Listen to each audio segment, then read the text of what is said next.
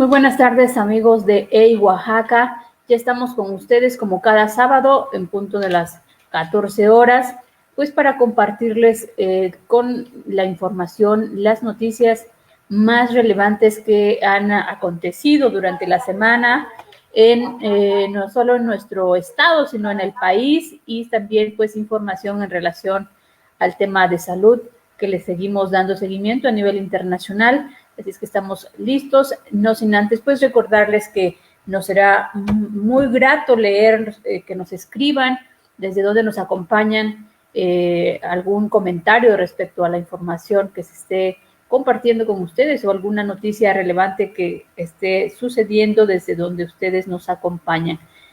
Muy buenas tardes, Olaf. Nayeli, muy buenas tardes a nuestra audiencia. Les agradecemos que nos permitan ingresar a sus hogares o a sus oficinas o donde estén ustedes laborando para que les demos la información relevante de esta semana que le permita tomar decisiones acertadas y no se distraiga de noticias irrelevantes o falsas. Y es un gusto saludarles este sábado 20 de febrero, justamente que se reconoce este día por parte de la Asamblea General de las Naciones Unidas como el Día Mundial de la Justicia Social. Esto fue en el 2007 cuando se reconoce, porque se señala que el desarrollo y la justicia social son principios fundamentales para la consecución y mantenimiento de la paz y la seguridad de las naciones, y que el desarrollo y la justicia social no pueden alcanzarse si no hay paz y seguridad o si no se respetan todos los derechos humanos. De tal manera, pues, que en este marco, si no tienes inconveniente, Nayeli, empezamos con los temas internacionales.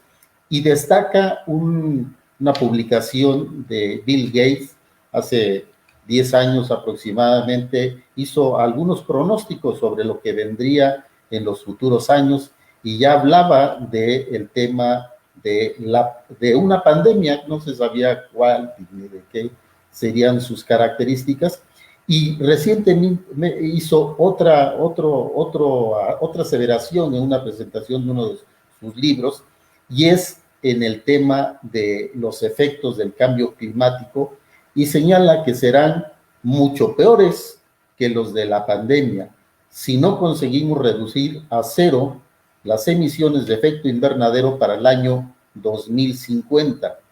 Sabe que es una misión titánica, pero no la cree imposible si los mercados, la tecnología y la política se alinean con el mismo fin.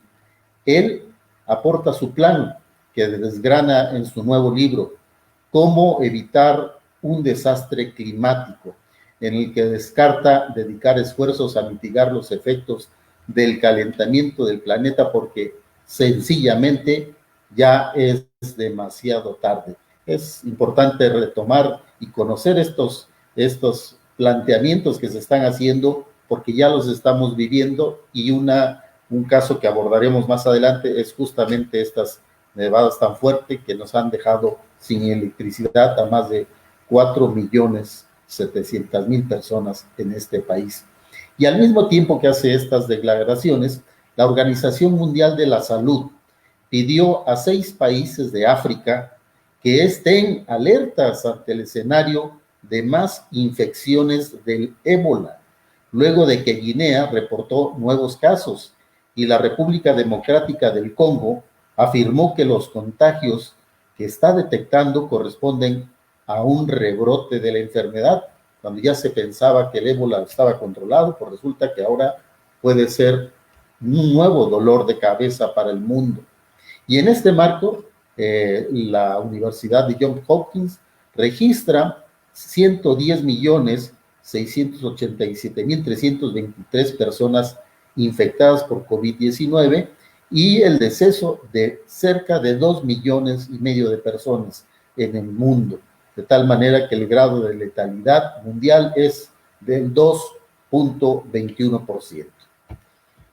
Y a nivel nacional, justamente en el tema de salud, pues la Secretaría da a conocer que hasta este viernes el número de casos de COVID-19 en toda la República Mexicana pues sube a 2.022.622 casos, con el que representa pues un incremento del 2.2% en las últimas semanas, y llegamos ya a una cifra de 178.108 personas fallecidas, que representa un incremento del 3.2% durante estas últimas semanas. El grado de letalidad en México es del 8.8%. También respecto a la vacunación, pues las dosis administradas hasta esta fecha van de 1.318.055 dosis. Personas totalmente vacunadas en relación al 99.66%, que representa pues un total de la población del 0.08%. También pues esta mañana arribaron a México las 200,000 dosis de la vacuna Sinovac contra el COVID-19 enviadas desde Hong Kong. A partir de hoy, México estará aplicando vacunas Pfizer, de AstraZeneca y Sinovac, escribió el canciller Ebrard en su cuenta de Twitter. Y también Nayeli se dio a conocer por parte del subsecretario Hugo López-Gatell que ya también está contagiado, tiene los síntomas, aunque leves, pero bueno, el SAR anti-COVID en México ya también sufre las consecuencias de este padecimiento. Así es. Y bueno, y pese a la urgencia de vacunas y el dolor creciente en las familias por el COVID-19, factores como burocracia, diferencias ideológicas e intereses políticos entorpecieron la organización de brigadas y puntos de vacunación en las horas previas al arranque de la jornada de atención a adultos mayores. Esto lo dio a conocer la propia Secretaría de Salud, y además abundó que líderes sindicales del sector salud fueron el principal estorbo, conforme a testimonios compartidos por la propia Secretaría de Salud y por la propia Secretaría de Bienestar, involucradas en este proceso. Entre los escollos estuvo la negativa a trabajar el fin de semana para instalar las brigadas encargadas de la inmunización, señalando que son sindicalizados, no trabajan sábados ni domingos. Estos fueron solamente algunas de las excusas constantes que se encontraron. Y la gran polémica se generó cuando los servidores de la nación pedían la credencial del lector para sacarles copia y tomaban fotografías de los adultos mayores que acudían a vacunarse, según estos, para llevar un registro y porque en ellas aparece la CUR.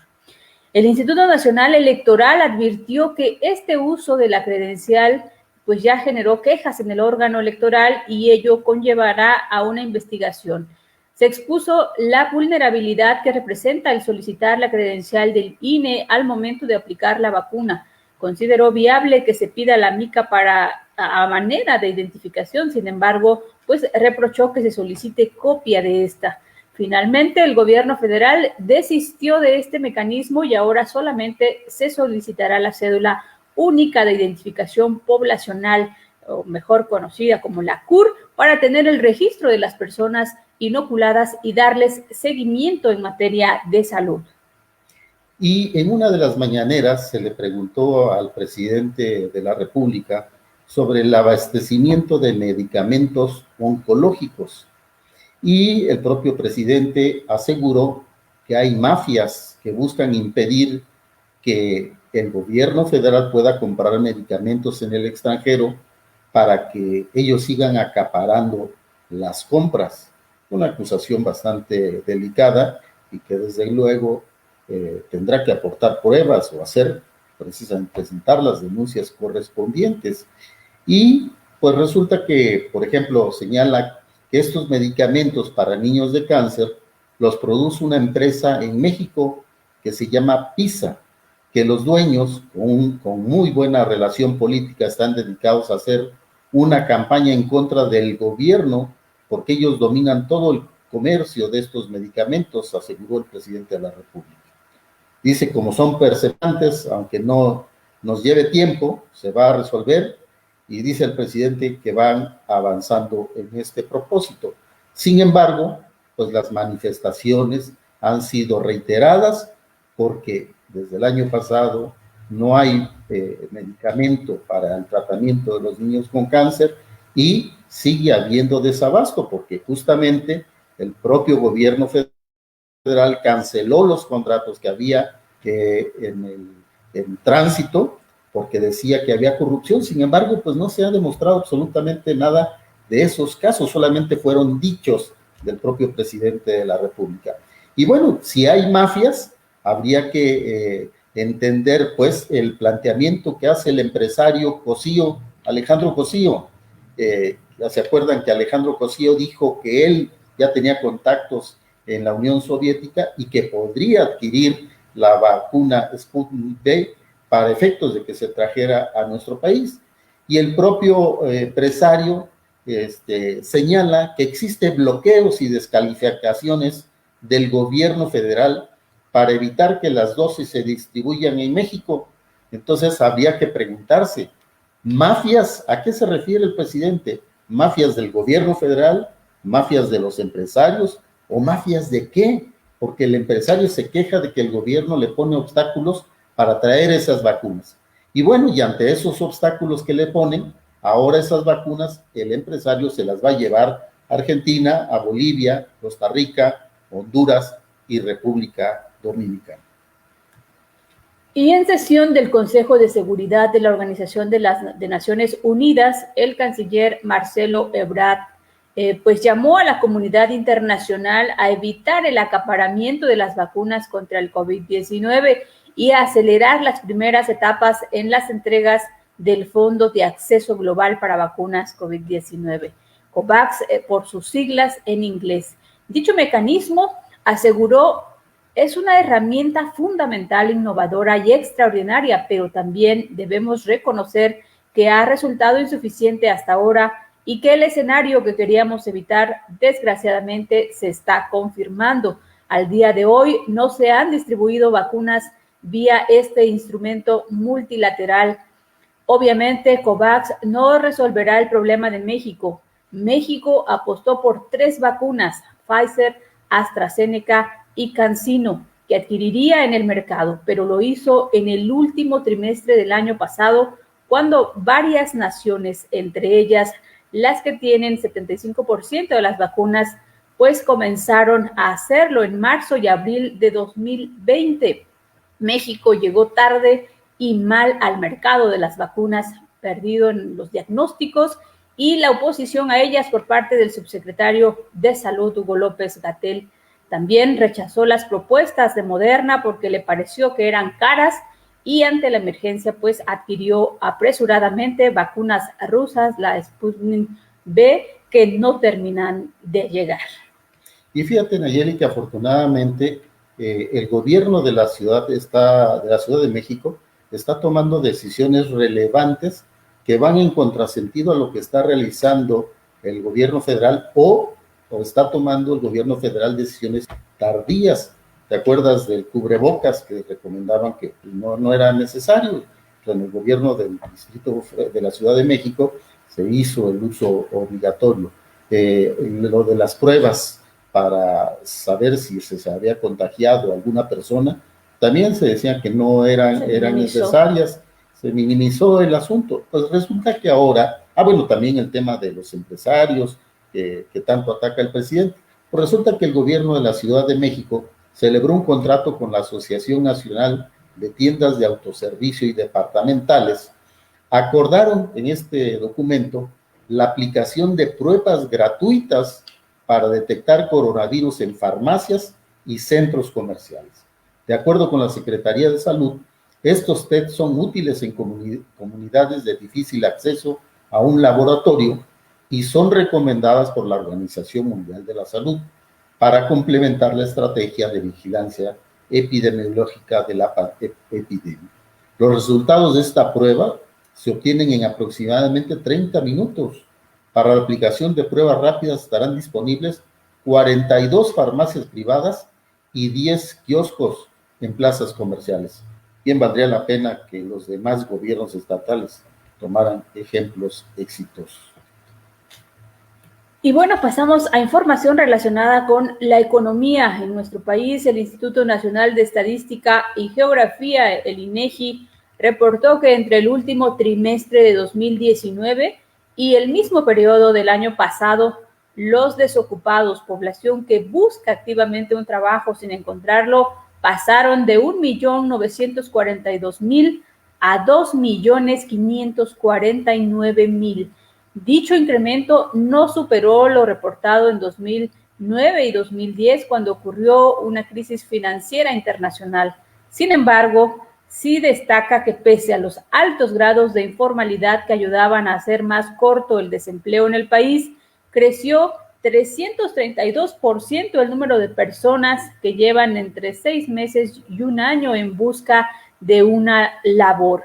Entre los grupos más afectados pues está la población de entre 45 a 64 años, que vio un incremento del 53.4% en el desempleo, seguida de quienes tienen entre 25 y 44 años, en el que aumentó un 38.8%. Por grado educativo avanzó 51.3% entre quienes tienen primaria completa y 39.1% para los graduados de bachillerato e incluso de la universidad. Con excepción del sector gobierno y organismos internacionales, donde aumentó en 145,000 el número de trabajadores, servicios sociales que lo hicieron en 50,000 y la construcción en 46,000. No hay actividad económica que no se haya visto reducida su fuerza de trabajo total. Pues has dado los datos del propio INEGI y son en términos de los desocupados, pero también se ha dado a conocer la información y los indicadores en términos de la pobreza laboral en México, donde se ubican las personas que trabajan, pero su sueldo no les alcanza para comprar una canasta alimentaria. Aumentó de 37.3% a 40.7% de la población entre el cuarto trimestre de 2019 y el mismo periodo del 2020. Esto implica que 50 millones de personas en nuestro país carecen de salario o dinero suficiente para adquirir una canasta mínima de alimentos, que hoy cuesta 1,679 pesos en las zonas urbanas y 1,201 pesos en las áreas rurales del país. Dichas cifras coinciden con las que da a conocer el Coneval, donde advierte que el 49% de los mexicanos serán pobres al final de la pandemia del COVID-19. A través del informe sobre el índice de la tendencia laboral de la pobreza, publicado este martes, el Coneval informó que el incremento en la pobreza laboral en México es resultado de una caída de 2.5% en ingreso real o salario a nivel nacional, además del encarecimiento de la canasta básica alimentaria, cuyo costo aumentó del 6% en las zonas urbanas y 7% en las áreas rurales, que en ambos casos superan la inflación anual del 3.5% registrado al cierre del año pasado. Y Alejandra Macías, directora de investigación del Centro de Investigación Económica y Presupuestaria, indicó que la deuda pública de México, en su medida más amplia, podría llegar hasta un 69% del Producto Interno Bruto en el 2030, bajo las políticas públicas actuales ante la transición demográfica que se vive. También que esta proyección no es un pronóstico, por lo que se puede evitar llegar a ese nivel a través de cambios en las políticas públicas referentes a lo fiscal, social y económico. Agregó que lo que más preocupa es la sostenibilidad fiscal. En los últimos años, la sostenibilidad fiscal se ha visto vulnerada de manera muy importante. Se está reduciendo el espacio fiscal. Son cosas que trascienden por mucho a esta administración y que tienen que ver con pasivos contingentes, una deuda que muchas veces no se reconoce, pero que se ha ido comiendo nuestro espacio fiscal, dijo por su parte Héctor Villarreal, director general del CIEP, quien comentó que si bien hacer una reforma fiscal que sume 1 o 2 puntos al Producto Interno Bruto en recaudación daría un respiro a las finanzas, a estas alturas ya es insuficiente. Sería una enorme tragedia hacer una reforma tributaria, ampliar el espacio fiscal en 2% del Producto Interno Bruto y que el gasto federal en pensiones se lo comería todo. Pues hagamos una pausa para saborear el agua de nuestros patrocinadores. Por supuesto, les mandamos un cordial saludo a Agua Purificada Inmaculada, una empresa guajuapeña. Y en temas nacionales, pero en el ámbito del gobierno federal, es importante recordar que estos apagones que hemos tenido a nivel nacional, el primer apagón se tuvo en el mes de diciembre, en donde se afectaron más de 10 millones de personas en 12 estados de la República. Y el señalamiento que se hizo en ese momento de las causas que originaron este apagón fue una quema de unos pastizales allá en el estado de Tamaulipas, y que para ello pues se presentó un documento de protección civil del gobierno del estado, apócrifo, que después y posteriormente fue reconocido por la Comisión Federal de Electricidad. Pues ahora se presentó un nuevo apagón y justamente afectó a cerca de 5 millones de personas en aproximadamente 29 estados de la República. Y esta afectación se atribuye a las nevadas que están sucediendo en los Estados Unidos y de manera particular en Texas, donde son los que suministran el gas a nuestro país. Y esto le va a costar a la Comisión Federal de Electricidad más de 20 millones de pesos y más de 20,000 millones de pesos. Imagínense una cifra estratosférica. De tal manera que esta afectación y estos recursos que se van a tener que erogar para subsanar estas deficiencias o estas negligencias pueden tener afectaciones en la tarifa de electricidad, de tal manera de que si ya nos quejamos de los incrementos en nuestros recibos, del incremento de la luz, pues evidentemente que esto va a tener afectaciones muy importantes a nuestra economía.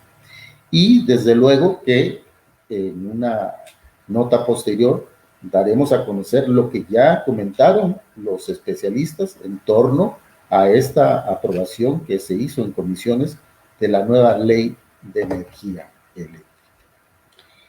Y México podría producir su propio gas, pero el noreste de nuestro país tiene las mismas estructuras geológicas que el sur de Texas, solo que en México pues está prohibida la fractura hidráulica que se emplea para extraerlo.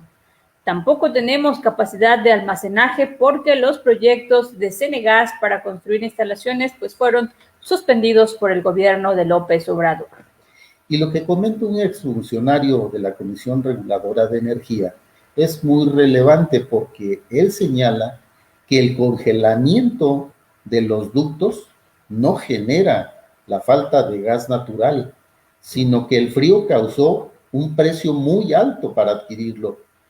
El Eduardo Prudón, exfuncionario experto en este tema, dice que hay disponibilidad de gas, que no desapareció la oferta. Dice, sí hay oferta, pero está carísimo. No es que nos cortaron el gas, no se cerró ninguna llave.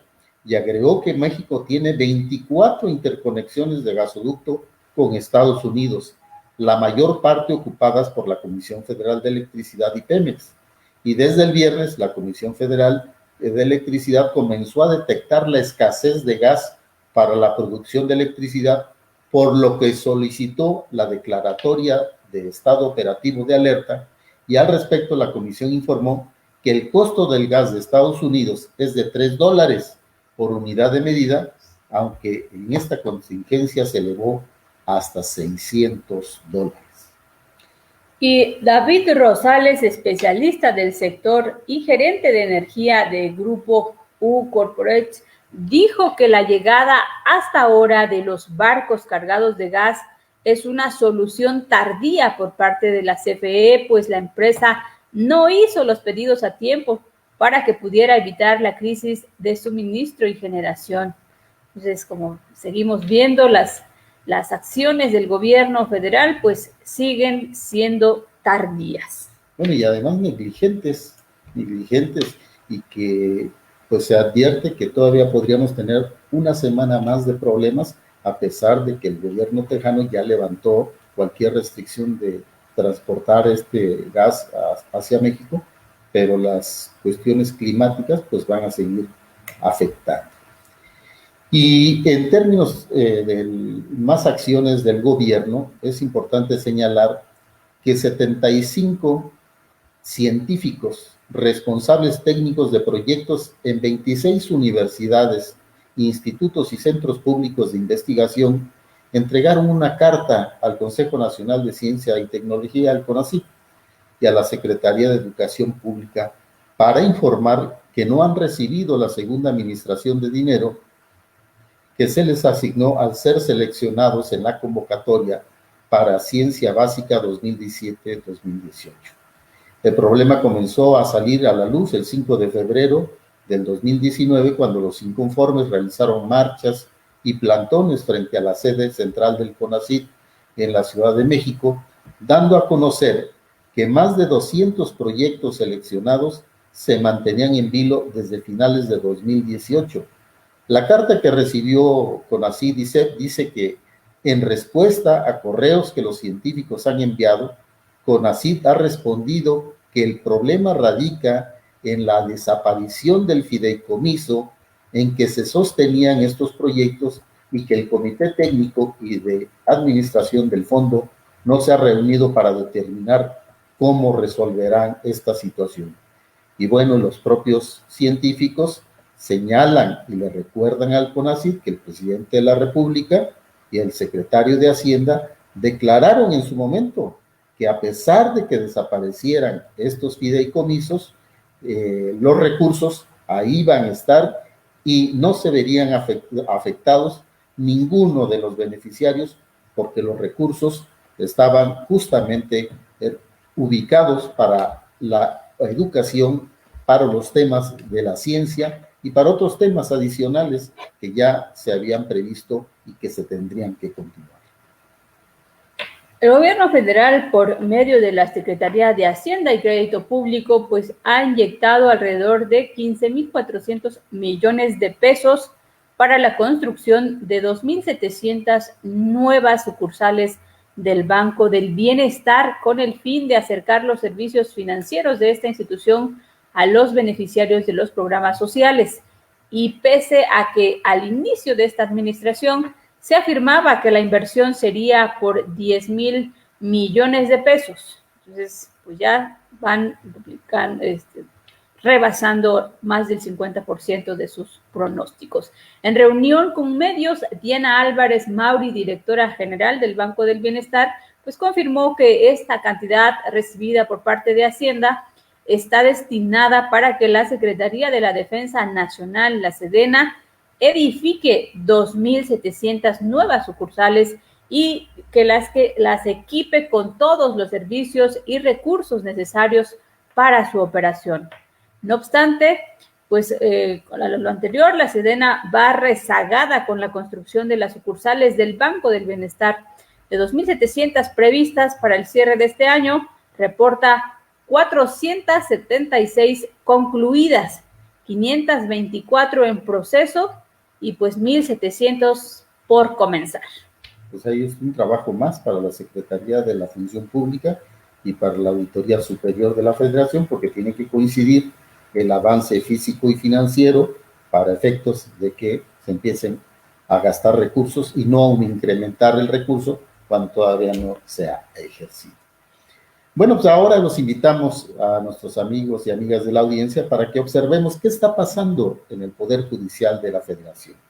Y bueno, pues esta semana los magistrados del Tribunal Electoral del Poder Judicial de la Federación revocaron el acuerdo del Instituto Nacional Electoral por virtud del cual se prohibía tanto al presidente de la República como a los gobernadores y funcionarios públicos hablar sobre temas electorales.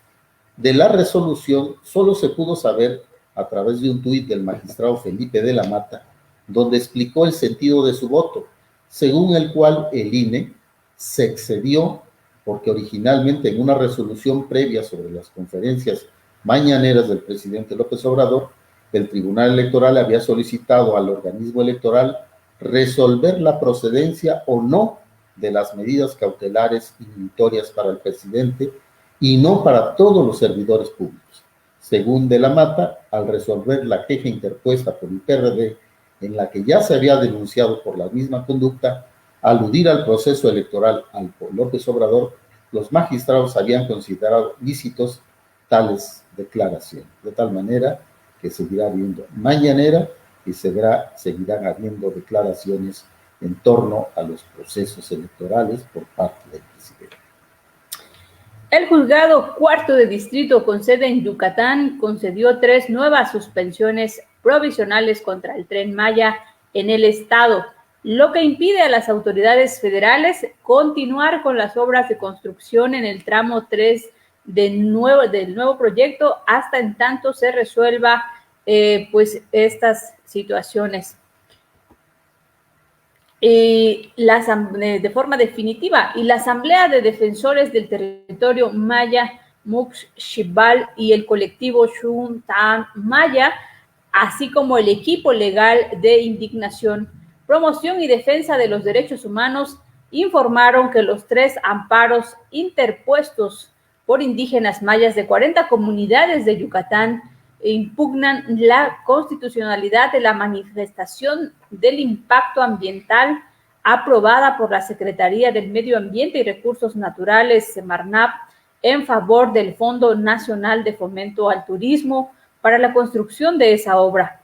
Estas resoluciones pues se suman a las otras 5 ya otorgadas a diversas comunidades de la península. En Chiapas se tienen 2 amparos, pero solo en uno con suspensión definitiva.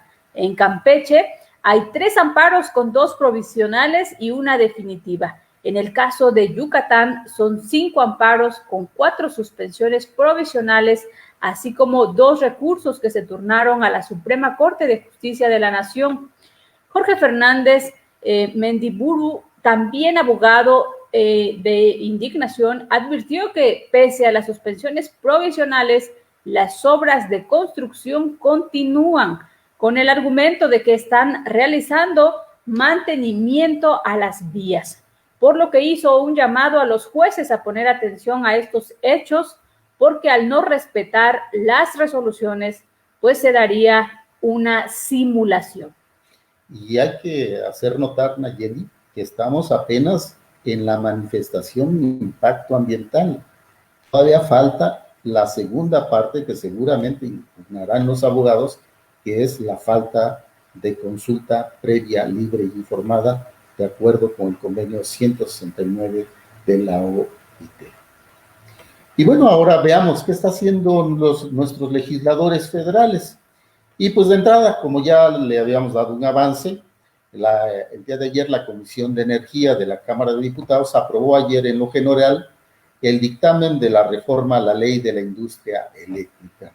El sector patronal advirtió con estos cambios las altas tarifas se incrementarán más en un 17% y el costo será pagado por los usuarios, ¿no? Por usted y por nosotros, o mediante subsidios de Hacienda, cosa que no está sucediendo, salvo los programas asistenciales que tiene el gobierno federal, que prácticamente son dádivas, pero esos no sirven para que nos compartan y paguemos menos de energía eléctrica y de la gasolina y el propio gas. Pues la reforma establece que en el despacho de la Comisión Federal de Electricidad Primero estarán las hidroeléctricas de la propia comisión. Luego otras plantas productoras de la propia empresa, obviamente. Y al final las energías limpias, ¿no? Lo que contradice ya los convenios y tratados internacionales para efectos de lo del cambio climático. La Comisión Federal de Competencia Económica recomendó al Congreso de la Unión no aprobar en los términos propuestos por el presidente la iniciativa de la Ley de la Industria Eléctrica, ya que puede afectar severamente la competencia y libre concurrencia en la generación y comercialización de energía eléctrica del país. Por su parte, el Pleno de la Cámara de Diputados decidió que discutirá y votará el próximo martes 23 de febrero la iniciativa presidencial de ley de la industria eléctrica.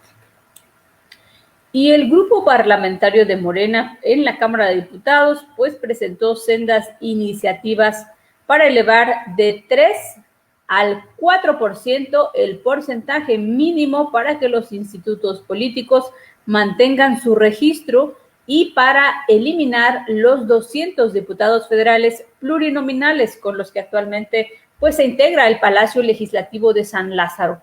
Esto luego de que las organizaciones Encuentro Solidario, Redes Sociales Progresistas, Fuerza Social por México, pues alcanzaran su registro como partidos políticos. Por su parte, el diputado de Morena, Óscar Eugenio Gutiérrez Camacho, presentó otro proyecto de ley en la Gaceta Parlamentaria para reformar los artículos 52, 55 y 54 de la Constitución para eliminar a los 200 diputados plurinominales. En su propuesta, Gutiérrez Camacho hace diferencia entre los diputados electos por la vía de mayoría relativa, que son los que hacen campaña, y los plurinominales que no hacen campaña, y describe que estos últimos pues resultan cuestionables, pues en un principio las modificaciones constitucionales de los años 70, las cuales instauraron las diputaciones plurinominales, buscaban garantizar que las minorías contaran con voz y voto dentro de los procesos legislativos. La realidad no nos ha sobrepasado. Y bueno, como cada semana siempre damos a conocer una sección que les ha gustado mucho, son los actos o hechos de posibles eventos de corrupción. Y en esta semana destaca, a través de diversos medios de comunicación, se dio a conocer que en la Secretaría de la Función Pública, los que son encargados de la vigilancia de que no haya corrupción, sí se saben consentir, pues nos dicen que para evitar las largas y molestas filas de los kioscos que instaló el gobierno de la Ciudad de México para realizarse las pruebas para detectar COVID-19, esta dependencia, la dependencia de Irma Heréndira Sandoval, gastó más de $1 millón para la compra de pruebas PCR para sus trabajadores. Nos detallan que la Secretaría de la Función Pública pagó en diciembre pasado $1,299,780 a la empresa Grupo Val Integra SADCB en la compra de estas pruebas. La lucha contra la corrupción es implacable y no tiene descanso, así que los funcionarios de esta dependencia no pueden perder el tiempo en colas para ser analizados. La buena noticia es que la dependencia a cargo de doña Irma Heréndira Sandoval es también una de las encargadas de vigilar la austeridad republicana, uno de los principios del autollamado Cuarta Transformación, y seguramente consiguió las pruebas a precio de gana. También la Comisión Permanente de Asociaciones Políticas del Instituto Electoral Capitalino encontró suficientes elementos para continuar la investigación por la presunta difusión de folletos de promoción personalizada del alcalde de Miguel Hidalgo, Víctor Romo, con una campaña de vacunación contra el coronavirus, esquema que han repetido diversos aspirantes a puestos de elección popular por Morena. Y en otro tema relacionado con posibles actos de corrupción, el órgano interno de control de la Fiscalía General de la República detectó un desvío de 204 millones de pesos de la Policía Ministerial a través de viáticos no comprobados y en gastos de seguridad pública y nacional. Entre ellos, el pago a 3 informantes entre el 1 de enero del 2019 y el 31 de mayo del 2020. Tan solo en 2019 la Policía Federal Ministerial recibió un presupuesto de 269 millones de pesos.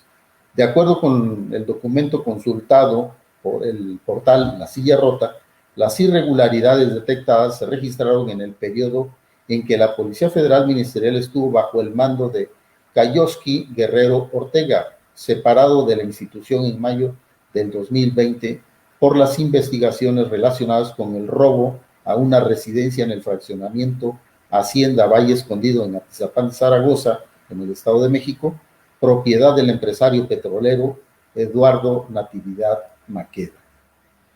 Y cerramos esta sección con esta información respecto a la dirigencia estatal del Partido Revolucionario Institucional PRI. Dio a conocer que interpuso 3 denuncias contra la precandidata de Morena a la gubernatura del estado de Colima, Indira Vizcaíno Silva, acusándola de presunto robo de medicamentos y encubrimiento, peculado y corrupción, así como también de uso indebido de recursos públicos y actos anticipados de campaña. Durante una conferencia de prensa efectuada en las instalaciones estatales del PRI, el dirigente estatal del tricolor, Arnoldo Ochoa González, pues hizo del conocimiento público que los señalamientos en contra de Vizcaíno Silva tienen que ver con la donación de medicamentos contra el COVID-19 de parte de la precandidata al Instituto Mexicano del Seguro Social, del IMSS, destacando que las cajas en las que estos venían, pues traían la leyenda propiedad del sector salud. Y en el ámbito de los gobiernos estatales, por allá en los rumbos de Tamaulipas, con el objetivo de lograr atraer inversiones para el sector energético, específicamente para el ramo petrolero, las autoridades estatales y empresarios de Tamaulipas presentaron el nuevo Congreso de Reuniones Exhibición Interamericana de Tecnología Petrolera. El director del Grupo Comunicador Alba, empresa organizadora del evento, Yalil Alba Monterrubio, precisó que la realización de este evento tiene 2 objetivos. El primero es el de detonar una cartera de inversiones para la entidad y con ello se busca desarrollar proyectos como exploración de aguas profundas y de investigación. A la par de captar capitales, el empresario puntualizó que el segundo objetivo es hacer que las empresas dedicadas al sector petrolero, ubicadas en la entidad, puedan conocer lo que están haciendo otras compañías ubicadas en el resto del continente americano, esto por medio del acceso de foro con expertos. El gobierno capitalino informó que fue presentado un recurso de reclamación ante la Suprema Corte de Justicia de la Nación para que sean respetadas las facultades que le competen al Poder Legislativo local relacionadas con el presupuesto destinado al Tribunal Electoral de la Ciudad de México, ya que se debe anteponer la atención de la pandemia derivada de COVID-19 por encima de otras acciones como el aumento de salarios de servidores públicos o remodelación de oficinas. También se interpuso una acción de cumplimiento ante la Sala Constitucional del Poder Judicial de la Ciudad de México, ya que se considera que el TEC de la Ciudad de México ha incumplido diversas obligaciones constitucionales. La jefa de gobierno, Claudia Sheinbaum, explicó que en 2020 se realizó una serie de transferencias de recursos para atender a la población capitalina debido a la emergencia sanitaria de COVID-19, por lo que se aplicó una reducción presupuestal a todas las entidades del gobierno de la Ciudad de México, con excepción de la Secretaría de Salud, y no era posible entregar los cerca de 7.5 millones de pesos al Tribunal Electoral local. Sin embargo, pues dicho organismo interpuso ya un recurso ante el Tribunal Electoral del Poder Judicial de la Federación para que se les entregara dicho recurso presupuestal. Y bueno, ahora veamos los temas político-electorales. Y activistas, escritoras, investigadoras y actrices exigieron el día de ayer al presidente López Obrador romper el pacto de machismo al mantener a Félix Salgado Macedonio como candidato de Morena a la gubernatura de Guerrero, a pesar de que enfrenta acusaciones de violación y abuso sexual. Presidente, rompa el pacto, mostrada a través de cartulinas. Miles de usuarias y también usuarios de redes sociales solicitaron al mandatario que impida el avance político del señor con licencia. El reclamo se convirtió en tendencia en redes sociales unas horas después de que el presidente defendió públicamente a Salgado Macedonio. Durante su conferencia en Palacio Nacional, el presidente pidió evitar linchamientos, demandó respetar los resultados de la encuesta aplicada por Morena para seleccionarlo como candidato y cuestionó las intenciones de las víctimas que lo han acusado de abuso sexual. Para la abogada Patricia Olamendi, representante legal de una de las víctimas de Salgado, las expresiones del presidente fueron violentas y ofensivas.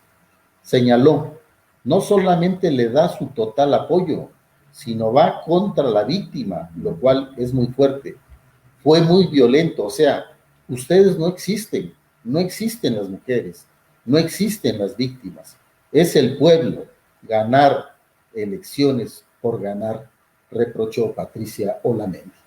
Y mujeres que protestaron contra la candidatura del morenista Félix Salgado Macedonio lanzaron esta tarde, en la tarde de ayer, bombas molotov y petardos contra la casa de campaña del político, denunciando por la violación sexual y agresiones contra al menos 5 mujeres. El primer mandatario dijo que cierto grupo de conservadores han hecho que los medios de comunicación sentencien y juzguen apoyándose de expertos y analistas, y lanzó un ya chole. El Instituto Nacional Electoral, el INE, abrió la convocatoria para que los ciudadanos interesados en conocer el desarrollo y actividades que se realizan antes y durante el proceso electoral 2020-2021 lo puedan hacer como observadores electorales. Los requisitos que deberán cumplir los interesados pues son ser ciudadana o ciudadano mexicano, tener su credencial de elector vigente, llenar una solicitud de acreditación en la página de observadores.ine.mx, realizar el curso de capacitación y obtener oportunamente la acreditación, no tener investigaciones penales o judiciales, no ser o haber sido miembro de organizaciones y partidos, no tener o haber tenido una candidatura a un puesto de elección popular, no haber sido designado como funcionaria o funcionario de casilla y no haber sido representante de partido o candidatura independiente. Y bueno, pasemos ahora al tema de seguridad y justicia, y trascendió una información muy relevante. El general Audomaro Martínez, quien es el director del Centro Nacional de Inteligencia, el órgano que sustituyó al CISEN, presentó un informe detallado sobre Sangre Nueva Z, una organización criminal que no era nada hace 2 años, hoy asociada al cártel Jalisco Nueva Generación, que se ha extendido por los territorios dominados por los huachicoleros, en donde surgieron. Ya no se considera una banda delictiva menor, sino una estructura que en poco tiempo adquirió fuerza, dinero, poder y capacidad de fuego como consecuencia de la nula estrategia del combate al crimen organizado, que la convierte en la primera de la envergadura que nace durante el gobierno del presidente López Obrador. Sangre Nueva Z, que surgió de los huachicoleros que trabajaban para los Zetas, se fue fortaleciendo y extendiendo sus redes de influencia más allá del Triángulo Rojo, que comprende los municipios poblanos de Acajete, Acatzingo, Palmal de Bravo, Quecholac, Tecomachalco y Tepeaca, y se despegó con fuerza a Veracruz y Tlaxcala bajo el liderazgo general de Roberto de los Santos de Jesús, apodado El Bucanas, que había entrenado a sicarios halcones de los Zetas. De acuerdo con reportes de la inteligencia militar, esta organización probablemente ya también esté operando en San Luis Potosí, disputándose la plaza a los Zetas. Desde que se empezó a convertir un problema regional el robo de combustible en el 2012, El Bucanas figuraba como el cabecilla de los delincuentes, sin que las autoridades federales actuaran en su contra, en buena medida porque el gobierno del presidente Enrique Peña Nieto no quería hacer nada que ayudara al entonces gobernador de Puebla, Rafael Moreno Valle, a quien veían como un peligroso adversario electoral. El nuevo gobierno del presidente Andrés Manuel López Obrador tampoco hizo nada contra esa banda y ahora Sangre Nueva Z trabaja aliada al cártel Jalisco Nueva Generación, que está considerada como la organización criminal transnacional más importante de México y entre los principales del mundo. Qué importante información que da Audomaro Martínez, director del Centro de Inteligencia Nacional. Y en información relacionada pues a organizaciones, tenemos que durante el actual proceso electoral en México han sido asesinados 46 políticos, de los cuales pues 10 eran aspirantes a puestos de elección, de acuerdo con el primer informe de violencia política en México. El proceso electoral 2020-2021 realizado por la consulta de riesgos ETELEC, esta cifra pues representa una disminución de 32% con respecto a los homicidios dolosos de políticos en el mismo periodo del proceso electoral 2017-2018, que sumaron 68. Rubén Salazar, director de ETELEC, señaló que la pandemia por COVID-19 y las alianzas entre partidos políticos y la duración de las precampañas pues son factores que ocasionaron la reducción de la cifra de políticos asesinados. De acuerdo con el informe, el inicio del proceso electoral el pasado 7 de septiembre al 16 de febrero, tras el cierre de las precampañas a puestos de elección estatales y municipales en las 32 entidades del país, se registraron 151 agresiones a políticos, con un saldo de 46 víctimas de homicidio doloso y 7 personas heridas. Y bueno, hay una información muy importante que tienen que atender los padres de familia. Vea usted, a casi un año de haber iniciado la pandemia por COVID-19, aumentó la violencia y los síntomas asociados a la depresión entre las juventudes de la Ciudad de México, como lo demuestran los resultados preliminares hasta el 3 de febrero del estudio Voces 19, donde una tercera parte de los participantes manifestó que la violencia en sus casas aumentó en severidad, frecuencia o ambas desde el que inició la emergencia sanitaria. Isabel Vieites Martínez, directora general de Population Council, agregó que 8% de los participantes de la Ciudad de México respondió que todos los días han tenido pensamientos suicidas o autolesivos, es decir, de que estaría mejor muerto o en lastimarse de alguna manera. Sobre los resultados preliminares de Voces 19, comentó que las primeras 1,203 personas encuestadas de un universo de 6,144 a consultar en la Ciudad de México, el 44% dijo haber sido víctima de violencia psicológica a lo largo de su vida. 33% destacó que los eventos de violencia en sus hogares aumentaron en severidad, frecuencia o ambas desde que inició la pandemia. El sector ganadero está en alerta ante la decisión unilateral del gobierno de Estados Unidos de reclasificar el estatus sanitario para que México exporte bovinos. Se echarían por tierra años de trabajo e inversión de los estados a fin de cumplir con los requisitos que impone el país del norte. Y es que los productores de ganado de 11 estados de la República Mexicana pues enfrentan el riesgo de que se les restrinjan las exportaciones a Estados Unidos luego de que el gobierno de ese país decidió hacer, sin una revisión previa, una reclasificación sanitaria en tuberculosis bovina y brucelosis. Esto después de que un bovino de un total de 1.400.000 que se exportaron el año pasado, pues resultó con tuberculosis en un matadero del país vecino. Y bueno, ahora saludemos a nuestra audiencia del estado de Puebla, ahí le daremos información relevante de esta semana. En principio, al menos 29,095 adultos mayores de 60 años ya recibieron la vacuna anticovid de AstraZeneca en Puebla. Esto fue revelado por José Fernando Huerta Romano, quien es director de Salud Pública y Vigilancia Epidemiológica de la Secretaría de Salud Estatal. Esta cifra representa un avance de aplicación del 68.45%. La inoculación de adultos mayores arrancó el pasado lunes 15 de febrero en 71 comunidades de alta marginación localizadas en 41 municipios de la Sierra Negra y la Mixteca. Y adicionalmente se ha señalado que existe un total de 99 investigaciones por delitos de desaparición de personas que abrió la Fiscalía General del Estado durante el mes de enero del 2021, lo que se traduce en un promedio de 3 casos por día. El número de casos de personas no localizadas reportados durante el mes pasado es menor al que se registró en el mismo periodo, pero del 2020, cuando los casos llegaron a 142, lo que se traduce en una diferencia de 43 reportes que representa un 30% menos.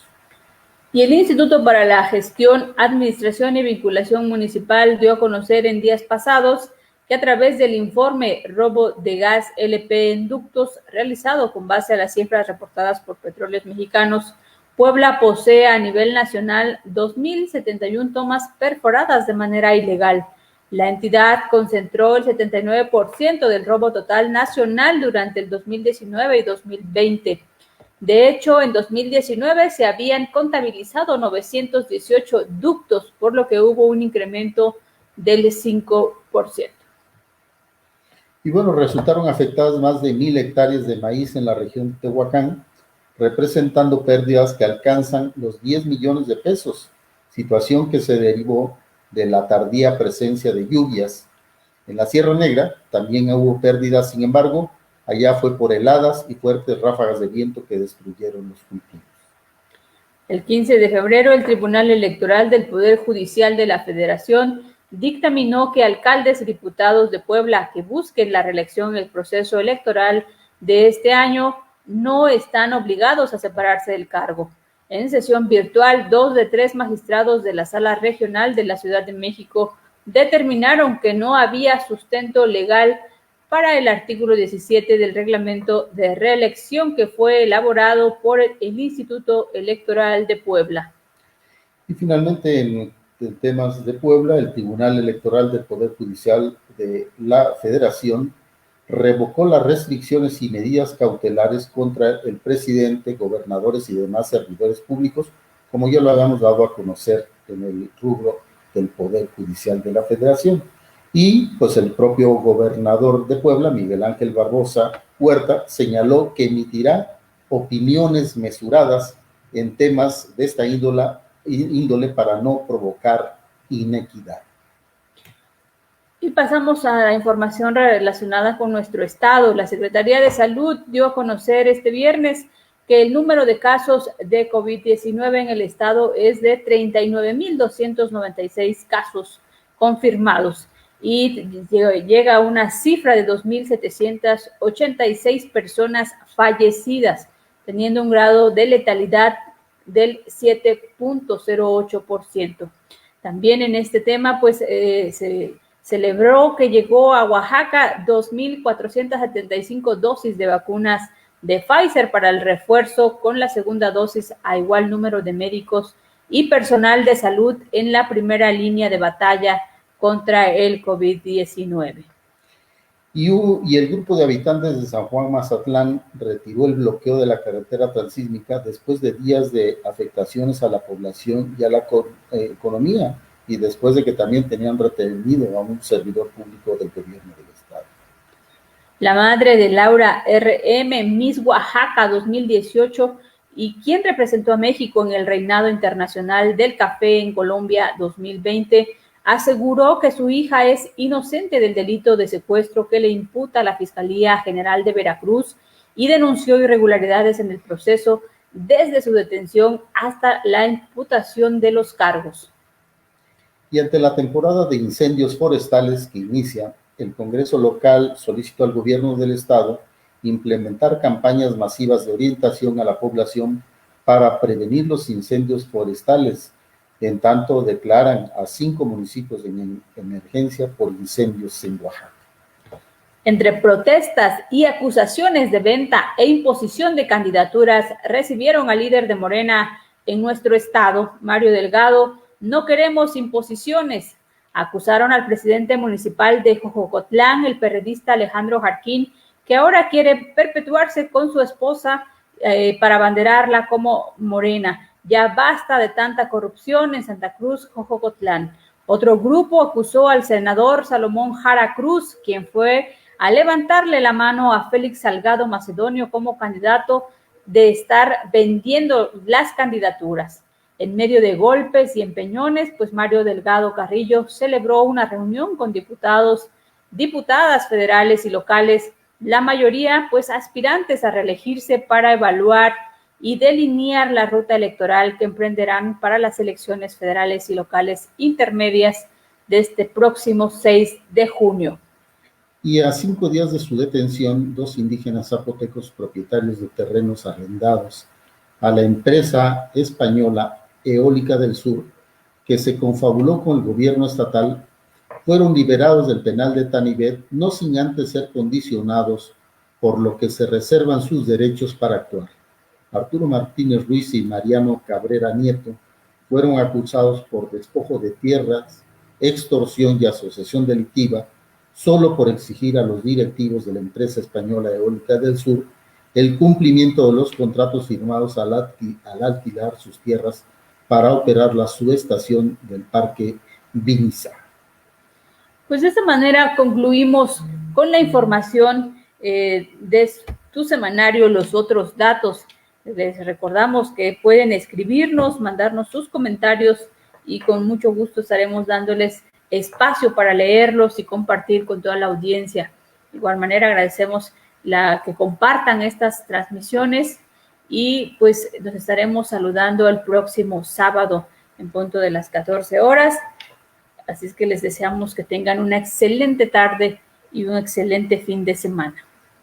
Nayeli, pues muchas gracias a nuestra audiencia que nos permitió entrar a sus hogares o a sus oficinas para darles a conocer estas noticias relevantes de la semana, que son las que están marcando la pauta del acontecer nacional, y esto le permitirá a usted tomar sus mejores decisiones con información verdadera y no con información que lo distraiga o que son falsas. De tal manera, pues, que les deseamos un excelente fin de semana, les mandamos un abrazo a la distancia, no sin antes decirles que sigan manteniendo los cuidados que señalan las autoridades sanitarias para efecto de que lleguemos con bien antes de que lleguen en su totalidad las vacunas, pero que también una vez puestas las vacunas tendremos que seguirnos cuidando ya como una práctica rutinaria. Que tengan excelente fin de semana y cuídense porque amenaza el frío al estado de Oaxaca. Hasta pronto.